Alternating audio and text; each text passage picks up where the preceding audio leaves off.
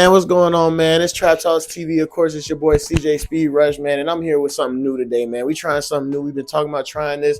We're gonna call it Word on Road, and Word on Road is where we just go out into the streets, man, and just talk to people and see what their thoughts is on all the current news and things in the culture, man, that we done talked about on the pod, or you done seen us post on the page, or whatever it is, man. And today, let's see who we with. Who we with today, man?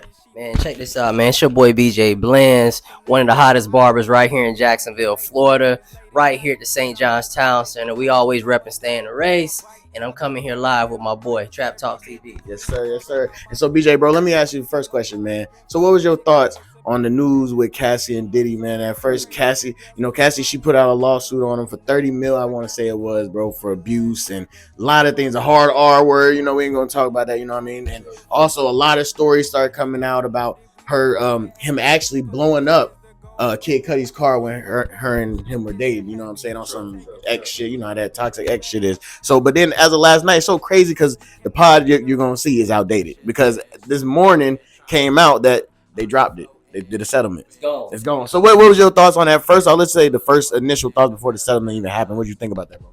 Man, first and foremost, man, it's unfortunate just actually hear some of those things, those allegations come out to a woman. First and foremost, to her actually having to actually go through that, walk that out, or any woman that's had to walk that out. But it wasn't really shocking just because of some of the stuff we hear, some of the things we heard about Diddy over the years. They worked together for 10 years. So that relationship was a very long relationship, but it wasn't shocking. But I do understand that, there's some things that did happen with Kid Cudi and things that Diddy was doing and what he say he didn't do or whatever the case may be. But I do think that all in all, there has to be some truth behind it. It has to be some truth behind it, because if it wasn't, why did the settlement even happen? And it went away so quick. So money talks, money moves. Diddy got the money. He's got the funds. You already know. There it is. And so, you gave a little quick thoughts on that. So we're going to get into the next question, bro. So my next question to you is, bro, did you see what happened with the assistant for Will Smith, the former assistant, actually? He got on Tasha K's podcast and started saying some wild allegations about seeing Will Smith and Dwayne Martin in Dwayne's dressing room doing some sexual things. You feel me? Yes. And you know what I mean? Some words were used like he was murdering Will, things of that nature type shit. He said things like that. Going to Pound Town on Will Smith. So first off, do you think that's what happened? Do you think that's a real thing, bro? Man, first and foremost, man, I just want to say this real quick. Will Smith, that's my guy. Fresh Prince, come on, bro. He's one of the best actors to ever do it. But once again, you never know what people are doing behind closed doors. Hollywood. Exactly. It does be going on. We ain't gonna talk about parties. A lot of stuff goes on at parties.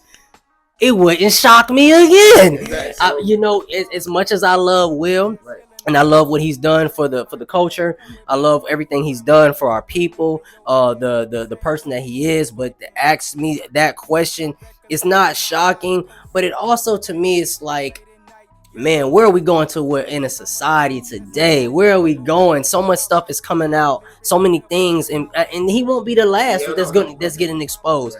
But I just think at the same time, if he does come out and say that he was, then maybe he was. If he comes out, what's your take? Now I'm gonna say this to you because I did watch the interview on the Breakfast Club with Jada when she was on there with Charlamagne and them, right, and she did say that because they asked him, "What does Will think of this?" And she was like, Will finds everything funny. Right. So it's like, and he's like, "Do you believe this shit?" And then she's like, "No," type shit. But I will say this: there has always been theory, rumor, conspiracy, whatever you want to call it, that they have been swingers. Right. So they on that type of time. And there's other things that even on the Breakfast Club they said that there's people saying that y'all just act married because he's really gay and you're really gay. Right. So right. But she did say, and I will get you these last thoughts on this question. She did say they're gonna sue the guy because she said this is not the first time that this person has made the cash grabs. I do a cash grab on them. So I mean, to tie in what you just said, I think that everybody right now is trying to come up, trying to make a name for themselves. I do think there's some truth behind everything, but at the same time, I do think hey, let that man come out, let that man address his opinion. you know, if he say she say is going to come out, oh, Will was doing this, Will was taking back shots, this, that, and the other, you know. But at the same time, we do know that Jada and Will are known for doing some crazy stuff, entanglement. So hey, I'm gonna leave it at that, yes, man. Sir, yes, sir. And then we're gonna get into our last question with you, bro, and then we're gonna let you get up out of here. Well, I'm gonna get up out of here. I forgot. Hey, bro, my last question to you, bro. You know, every time I'm in here with you, get my haircut, it's always a good time. We listen to music, all that good shit. We talk about the latest music and stuff. So actually, I'm gonna get two little questions for you because they're kind of music questions. So, what were your thoughts on, first off, the new? I don't know if you heard it, but the new Andre 3000, and hearing that it wasn't gonna be him with bars, and that he's just gonna play his flute, freestyle his flute on there. And he also dropped an interview. Go check it out. I dropped the clip on the page. Y'all could go see that for the interview he had with another podcast where he was talking about him rapping at 48 and shit like that, and saying like, what is he going to talk about? You know what I mean? So what do you feel is he wrong for that? Because some fans is like, I'm not feeling that, blah, blah, blah. But it's like, it makes sense to me. But I want to get your thoughts on him. Just the age thing. Is age have something to do with that, or is it just you just gotta be going through shit? Like, what's your thoughts on that? Man, honestly and truthfully, man, Andre 3000 is one of the GOATs of all time. Top 5 rappers. It could be any debate, top 10. You know, Andre, first and foremost, of being a fan of music, of course I would love to see him come out, drop some bars, let these cats know, like, listen, I still got these bars for days. You know, you got Drake dropping, you got cats like J. Cole dropping, you have a lot of new lyricists that's out there. But at the same time, I also think it's pretty cool that he's switching it up the game. He's absolutely right.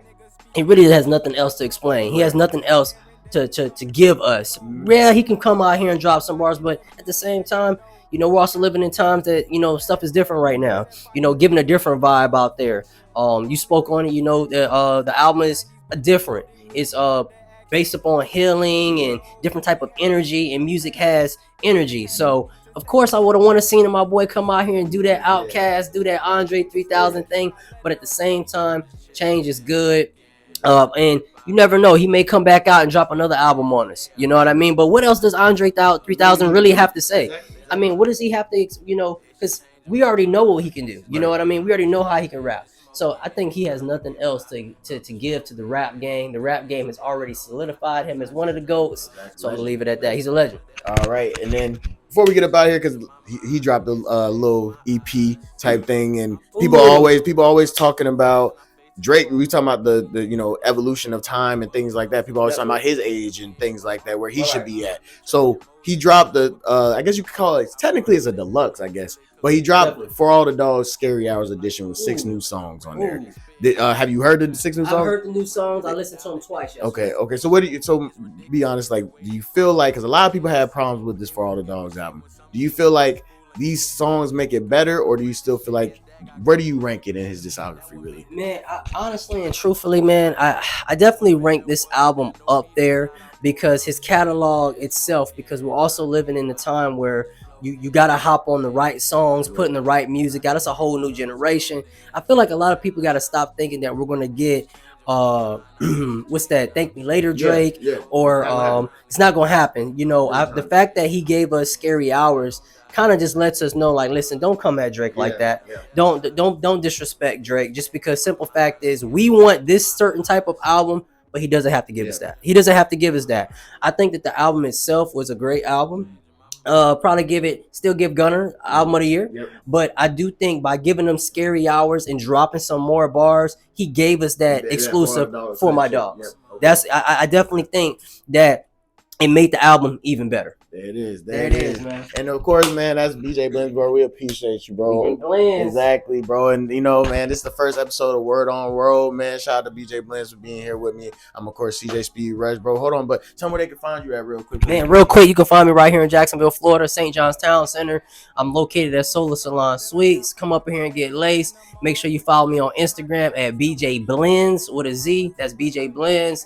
Yes, sir. Stay in the race. Yes, sir. And of course, I'm your host, CJ Speed Rush, Trap_Bambino everywhere, man.